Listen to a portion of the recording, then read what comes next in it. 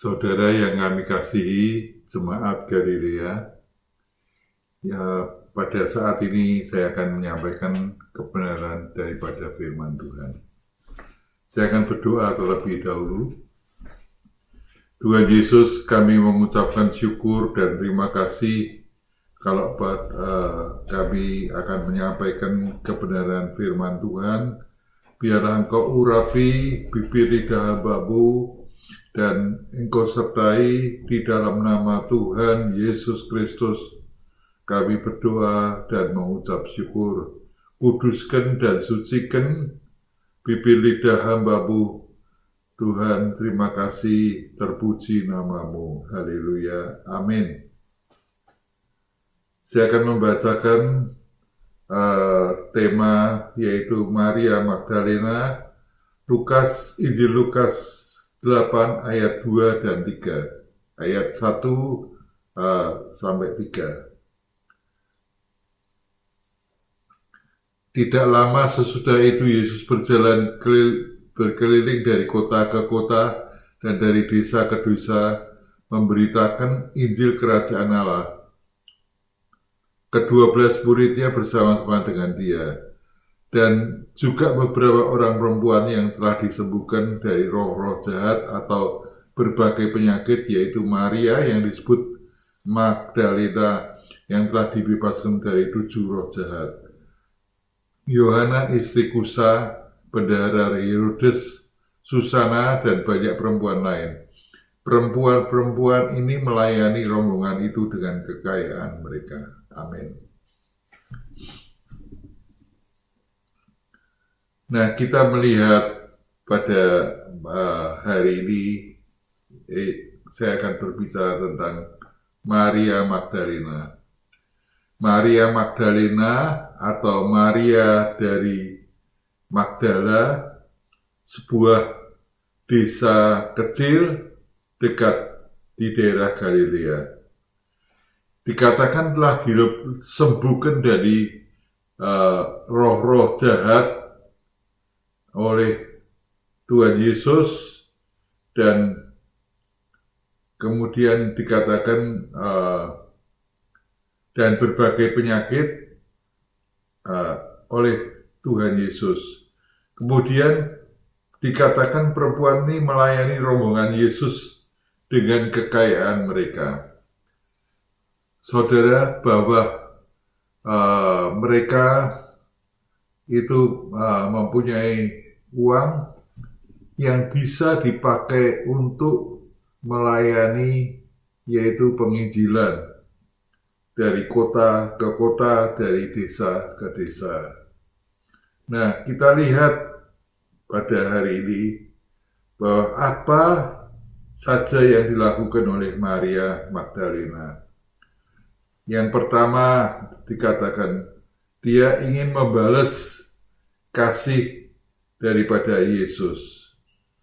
Lukas 8 ayat yang ketiga. Ayat yang kedua, dan juga beberapa perempuan yang telah disembuhkan dari roh-roh jahat atau berbagai penyakit, yaitu Maria yang disebut Magdalena. Maria dari Magdalena yang telah dibebaskan dari 7 roh jahat. Saudara, dikatakan bahwa perempuan ini melayani dengan berbagai kekayaan mereka. Itu sesuatu yang luar biasa. Nah, kita bedakan bagaimana Yudas Iskariot pada waktu Maria yang lain, bukan Magdalena, mempersembahkan, yaitu narwastu. Dia komplain. Dia mengatakan bahwa minyak ini bisa dijual dengan 300 dinar. Nah, ini Yudas yang memberikan hal itu, tapi dia mengatakan bahwa, dan kemudian dia bisa membagikan kepada orang-orang miskin. Nah, kita lihat hal yang dilakukan oleh Maria Magdalena. Yang pertama, dia ingin membalas kasih Tuhan Yesus. Kalau dia pernah disembuhkan daripada roh-roh jahat, dia ingin membalas itu. Dia ingin membalas kasih daripada Tuhan Yesus yang telah melepaskan dia daripada 7 roh jahat. 7 roh jahat adalah 7 itu angka sempurna. Kalau dia telah disembuhkan dari 7 roh jahat, berarti bahwa hal-hal yang sulit oleh orang biasa telah dilepaskan oleh Tuhan Yesus. Nah, yang pertama, dia ingin membalas kasih Tuhan Yesus. Lukas 8 ayat yang ketiga, yang dikatakan bahwa Yohana istri Kusa, dari ayat yang kedua, Maria yang disebut Magdalena yang telah dibebaskan dari 7 roh jahat. Nah, kita lihat yang pertama, dia ingin membalas kasih daripada Tuhan Yesus. Dia ingin membalas kasih Yesus. Maria Magdalena ikut dalam rombongan Tuhan Yesus. Ia memakai harta kekayaan dan dari kota ke kota dan dari desa ke desa. Yang pertama adalah dia mau membalas kasih Tuhan. Dia mau ikut rombongan Tuhan Yesus. Tujuannya apa? Tujuannya yaitu memakai harta, benda, kekayaan, ya untuk dipakai untuk melayani Tuhan. Ini yang pertama.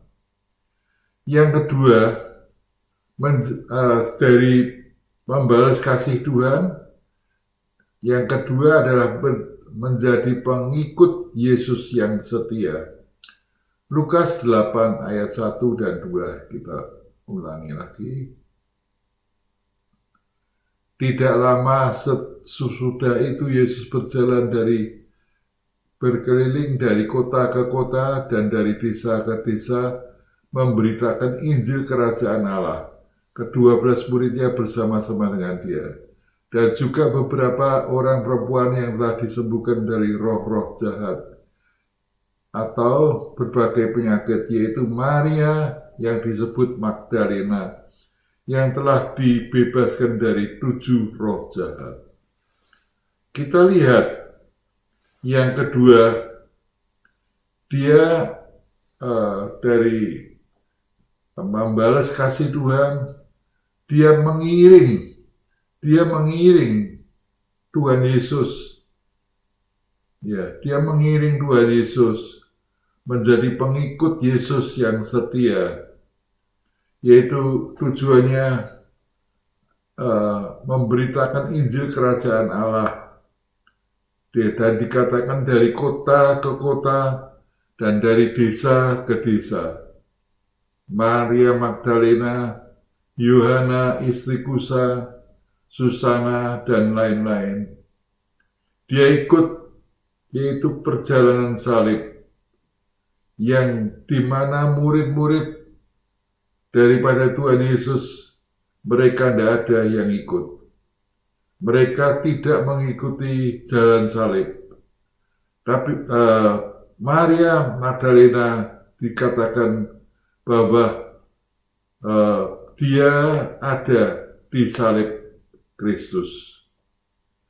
Juga pada kubur sebelumnya, yaitu pada kubur Tuhan Yesus setelah Tuhan Yesus wafat di kayu salib, dia juga ada. Nah, kita lihat Maria Magdalena sangat mengasihi Tuhan. Dia mengasihi Tuhan Yesus. Yohanes 20 ayat yang pertama. Pada hari pertama minggu itu, pagi-pagi benar ketika hari masih gelap, pergilah Maria Magdalena ke kubur itu dan ia melihat bahwa batu telah diambil dari kubur. Ia berlari-lari mendapatkan Simon Petrus dan murid lain yang dikasihi Yesus dan berkata, "Tuhan, telah diambil orang dari kuburnya. Kami tidak tahu di mana ia diletakkan." Maka berangkatlah Petrus dan murid yang lain ke kubur. Keduanya berlari bersama-sama, tetapi murid yang lain itu berlari lebih cepat daripada Petrus, sehingga Petrus lebih cepat dari Petrus, sehingga lebih dahulu sampai di kubur. Nah, kita lihat Yohanes 20 ayat yang pertama. Nah, kita lihat bahwa pada hari pertama minggu itu, pagi-pagi benar, pergilah ke kubur, dan ia melihat batu telah diambil dari kubur, karena ia ingin bertemu dengan Tuhan Yesus. Nah, kita lihat bahwa kerinduan daripada Maria Magdalena itu sangat luar biasa sekali.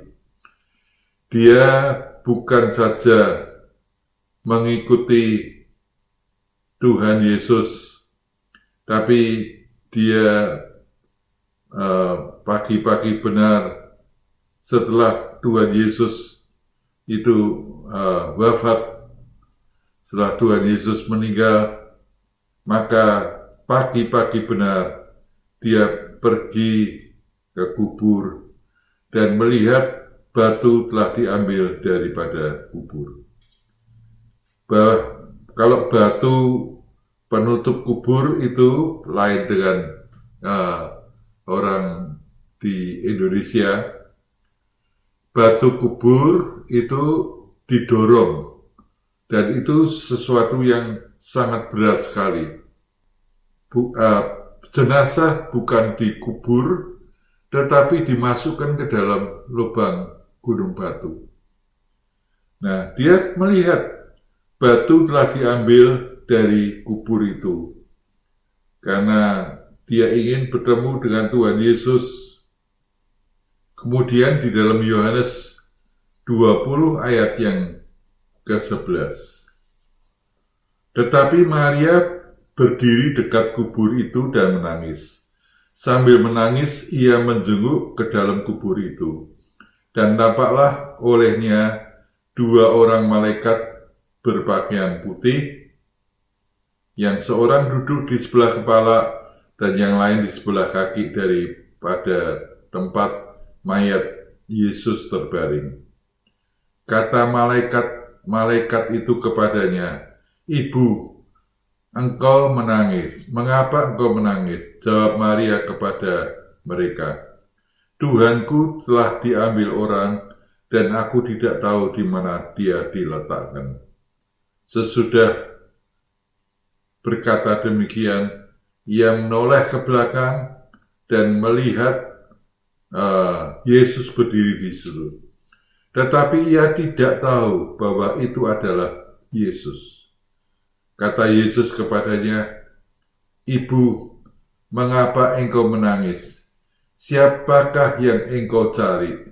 Maria menyangka orang itu adalah penunggu taman, lalu berkata kepadanya, "Tuan, jikalau Tuhan yang mengambil dia, katakanlah kepadaku di mana Tuhan meletakkan dia supaya aku dapat mengambilnya." Kata Yesus kepadanya, "Maria." Maria berpaling dan berkata kepadanya dalam bahasa Ibrani, "Rabuni," artinya guru. Nah, kita lanjutkan bahwa dia, kalau yang lain pergi, Maria Magdalena, dia tetap berdiri dekat kubur daripada Tuhan Yesus. Dan dia menangis. Dia menjenguk ke dalam kubur dan dia tampak dua orang malaikat, yang seorang duduk di sebelah kepala dan yang lainnya adalah dekat kaki daripada Tuhan. Kata malaikat-malaikat, "Ibu, mengapa engkau menangis? Tuhanku diambil orang." Dan ayat 14, sesudah berkata demikian, ia menoleh ke belakang dan ia tidak tahu bahwa itu adalah Tuhan Yesus. Kata Tuhan Yesus sekarang, "Ibu, mengapa engkau menangis?" Ayat 16 berkata, kata Yesus, dia panggil namanya. Dan pada saat dia dipanggil namanya Maria, maka Maria berpaling dan berkata kepadanya dalam bahasa Ibrani, "Rabuni," yang artinya guru. Pada saat dia dipanggil namanya, dia ingat bahwa itu adalah Tuhan Yesus. Pada saat dia dipanggil, baru dia sadar itu Tuhan. Dan Maria, dia berkata, "Rabuni," guru, yang biasa dia sebutkan. Kemudian Yesus berkata kepadanya, "Jangan engkau memegang aku, sebab aku belum pergi kepada Bapa." Ayat yang ke-18.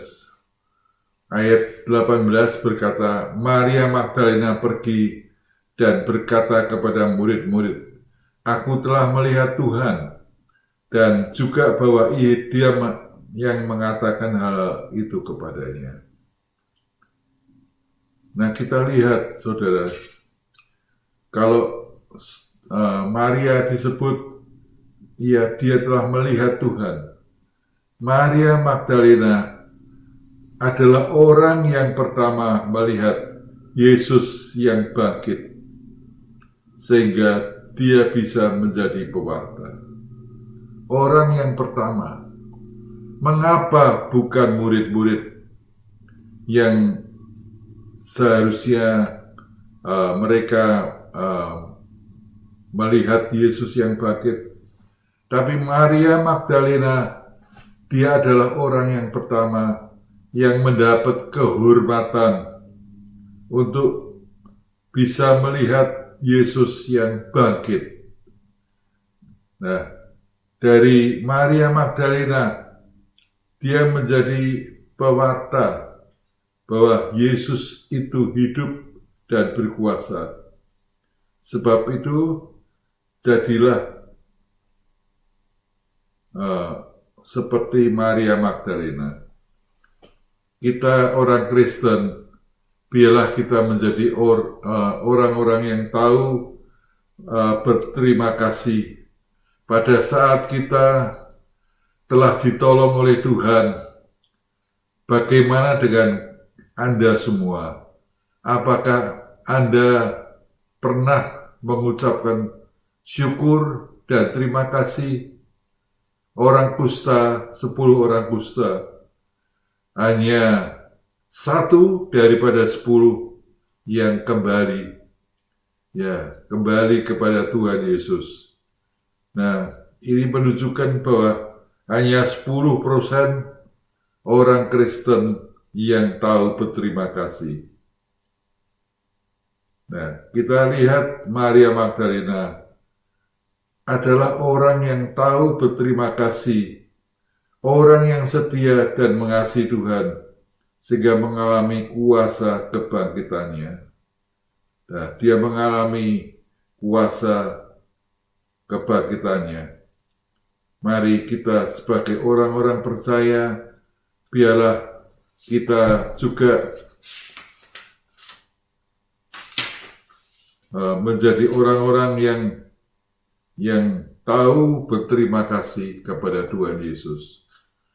Orang yang benar-benar mengasihi Dia, orang-orang yang setia mengasihi Tuhan, dan sehingga mengalami kuasa kebangkitannya.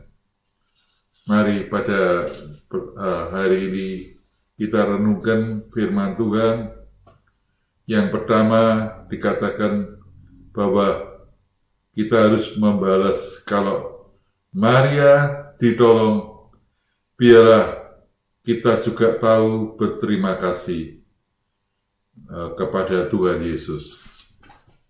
Dia ikut rombongan daripada Tuhan Yesus. Dia memakai harta kekayaannya untuk keliling dari desa ke desa. Yang kedua, Maria Magdalena di dalam Lukas 8 ayat yang pertama dan kedua, yang memberitakan Injil Kerajaan Allah dari kota ke kota dan dari desa ke desa. Maria Magdalena dan wanita-wanita yang lain. Inilah sebagai balas budi daripada Maria. Kalau dia ditolong, dia yaitu bukan saja menjadi pengikut, tapi dia memberitakan Injil Kerajaan Allah. Yang ketiga, Maria sangat mengasihi Tuhan. Yohanes 20 ayat yang pertama. Maria Magdalena pada hari pertama minggu itu, pergilah ia ke kubur dan melihat batu telah diambil daripada kubur. Dia baru berpikir siapa nanti yang mengambil batu, karena kubur itu ditutup dengan batu. Tapi batu itu telah digeser, batu yang cukup berat telah digeser daripada kubur. Nah, yaitu Maria Magdalena, dia bisa bertemu dengan jenazah daripada Tuhan Yesus. Yang keempat, di dalam Yohanes 20 ayat 11. Yohanes 20 ayat yang 11. Tetapi Maria berdiri dekat kubur itu dan menangis. Sambil menangis, ia menjenguk ke dalam kubur. Nah, kalau murid-murid mereka meninggalkan, tetapi Maria Magdalena, dia tetap, berdiri dekat kubur itu. Ini menunjukkan bagaimana orang yang setia. Dia tetap berdiri dekat kubur Tuhan dan menangis. Ia menjenguk ke dalam kubur itu dan dia melihat, yang pertama adalah dua orang malaikat, yang seorang di sebelah kepala dan yang lain sebelah kaki. Kata malaikat itu, "Ibu, mengapa engkau menangis?" Dia seperti orang yang bodoh. Tuhanku telah diambil orang. Sesudah ayat 14, sesudah berkata demikian, ia menoleh ke belakang. Ia tidak tahu bahwa itu adalah Tuhan Yesus. Kata Yesus, "Ibu, mengapa engkau menangis?" Kata Yesus kepada Maria. Dia sebut namanya, ayat 16. Dia sebut namanya. Ayat 16, kata Yesus kepadanya, "Maria." Maria berpaling dan berkata kepadanya dalam bahasa Ibrani, "Rabuni," artinya guru. Nah, baru setelah dia dipanggil namanya oleh Tuhan Yesus, Maria berpaling dan berkata kepadanya dalam bahasa Ibrani, Rabuni, artinya guru. Kata Yesus kepadanya, janganlah engkau memegang aku, sebab aku belum pergi kepada Bapa. Ayat 18, Maria Magdalena pergi dan berkata kepada murid-murid, aku telah melihat Tuhan. Nah, biarlah hari ini kita akan tutup khotbah ini bahwa Maria Magdalena adalah orang yang pertama yang melihat Yesus yang bangkit, sehingga dia menjadi pewarta. Dia bisa mengatakan bahwa Yesus hidup dan berkuasa. Sebab itu jadilah seperti Maria Magdalena, orang yang tahu berterima kasih, dan biarlah kita bisa mengalami kuasa kebangkitannya. Amin. Mari pada khotbah hari ini kita akan tutup dengan sebab dia hidup. Sebab dia hidup ada hari esok. Anak Allah, Yesus namanya, menyembuhkan, menyucikan, bahkan mati, tebus dosaku, kubur kosong, membuktikan Yesus hidup. Sebab dia hidup, ada hari esok.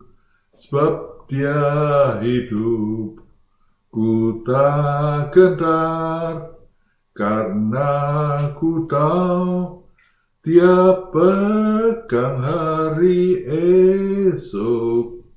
Hidup jadi berarti sebab dia hidup. Amin.